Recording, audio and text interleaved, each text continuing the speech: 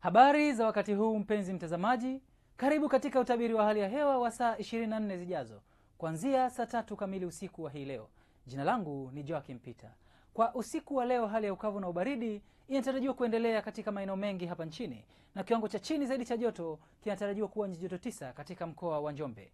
Kwa siku ya kesho, mifumo ya upepo inaonyesha kuwa upepo unatarajiwa kuvuma kwa kasi ya kilomita 30 kwa saa katika ukanda wote wa pwani ya bahari ya Hindi. Hali ya bahari inatarajiwa kuwa na mawimbi makubwa kiasi. Hali kama hiyo inatarajiwa pia katika ziwa Victoria pamoja na ziwa Nyasa, lakini kwa upande wa ziwa Rukwa pamoja na ziwa Tanganyika, upepo unatarajiwa kuvuma kwa kasi ya kilomita 20 kwa saa. Hali ya ziwa inatarajiwa kuwa na mawimbi madogo. Kwa siku ya kesho, katika mikoa ya Tanga, Dar es Salaam, Pwani ikijumuisha visiwa vya Mafia pamoja na visiwa Unguja na Pemba, maeneo haya yanatarajiwa kuwa na hali ya mawingu kiasi, mvua katika maeneo machache na vipindi vya jua.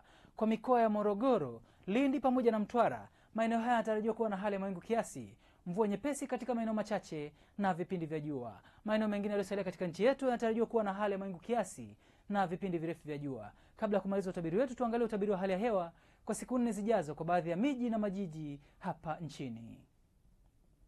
Dar es Salaam tunatarajia vipindi vya mvua nyepesi. Dodoma, kiwango cha chini zaidi cha joto kinatarajiwa kuwa nyuzi joto 16. Mwanza, kiwango cha chini cha joto kinatarajiwa kuwa nyuzi joto 17.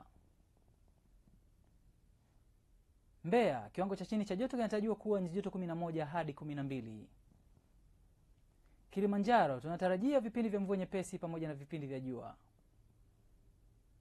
Morogoro tunatarajia vipindi vya mvua nyepesi pamoja na vipindi vya jua.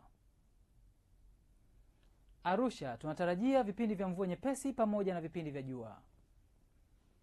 Hadi kufikia hapo, kutoka Mamlaka ya Hali ya Hewa Tanzania hatuna la ziada. Asante kwa kuwa nami na kwa heri.